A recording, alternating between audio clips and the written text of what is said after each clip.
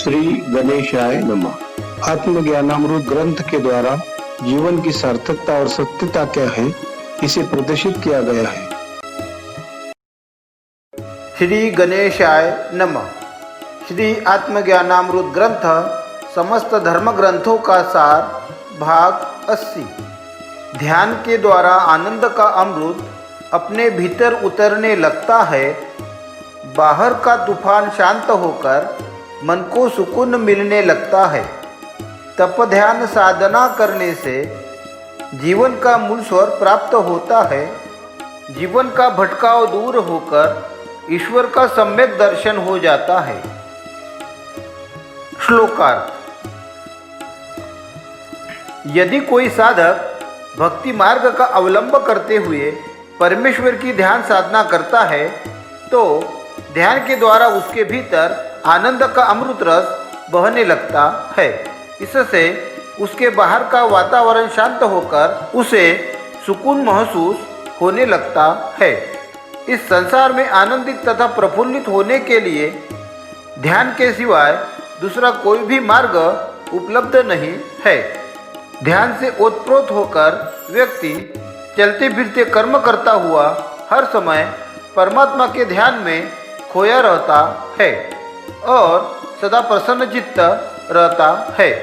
साथ ही तब ध्यान साधना करते हुए वह जीवन के सत्य को पहचानने का निरंतर प्रयास करते रहता है और सत्य धर्म का आचरण करने से उसके जीवन से भटकाव की स्थिति समाप्त होकर उसे परमात्मा के सत्य स्वरूप का साक्षात्कार हो जाता है।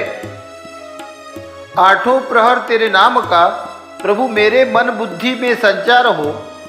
संयम रहे मन पर सदा, ऐसा मुझे आत्मविश्वास हो। सदा सुख दुख में मैं सम रहूं, मन ना मेरा विचलित हो। हर दम रहे मेरा शुद्ध मन, ऐसा मेरा हर कर्तव्य हो। श्लोकार्थ। एक भक्त दिन रात तथा हर समय परमेश्वर के भक्ति में तल्लीन होकर कहता है कि हे प्रभु, आठों प्रहर मैं आपके नाम का ही स्मरण करता रहूं। मेरे मन तथा बुद्धि में सदा आपके ही विचार चलते रहे, ऐसा मैं आपसे वरदान चाहता हूँ।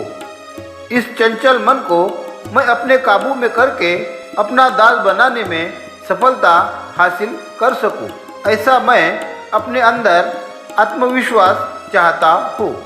जीवन के चढ़ाव उतार की परिस्थितियों में जरा भी विचलित हुए बिना, सदा सुख हो या दुख का प्रसंग हो, मैं अपने आप पर संयम बनाकर समता को कायम कर सकूं, ऐसी आपसे प्रार्थना करता हूँ।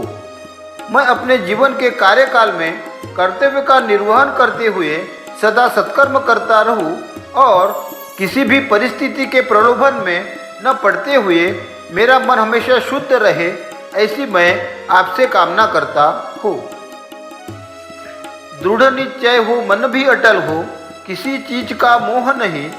संत जनों का साथ सदा हो, मिल जाए प्रभु यहाँ संदेह नहीं।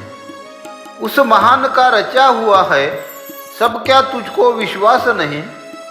मेरा मेरा तू क्यों करता है, यहाँ अपना पराया कुछ भी नहीं। श्लोकार्थ।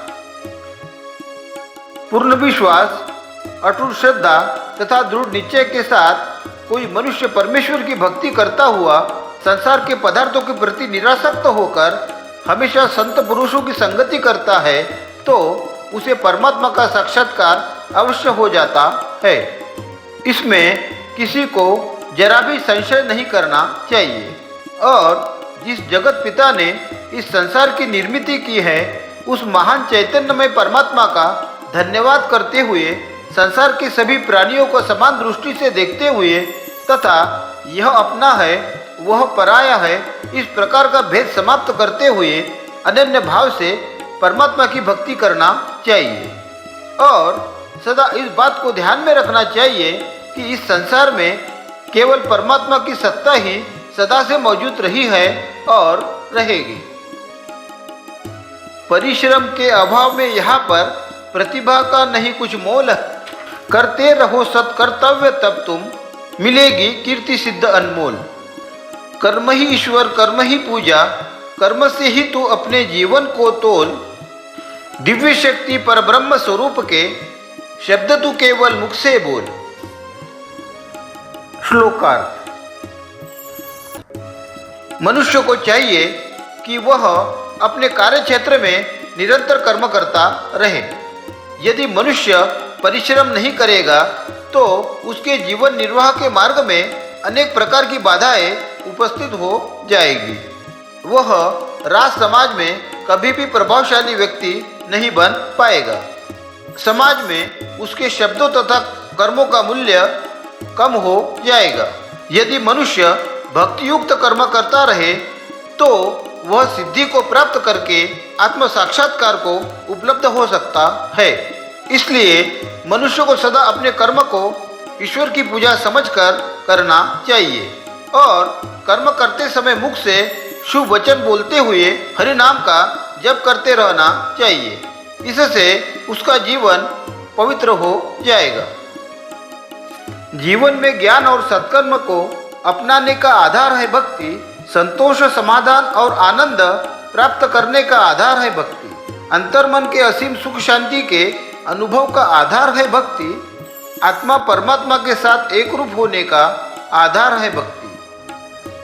श्लोकार्थ। एक सच्चा भक्त अपने जीवन में संत पुरुषों के बताए हुए मार्गों का अनुसरण तथा ज्ञान प्राप्त करके समाज का जिसमें भला हो ऐसे सत्कर्म करते हुए भक्ति को में सिद्ध हो जाता है। साथ ही अपने लिए जो आवश्यक हो बस उतने में ही अपना गुजारा करके बाकी धन का उपयोग समाज हित के लिए खर्च करता है और परमानंद का अनुभव करके भक्ति की परमोच्च सीमा को प्राप्त कर लेता है। अपने चंचल मन को वश में करके सुख शांति को बरकरार रखते हुए भक्ति के द्वारा असीम शांति को प्राप्त कर लेता है।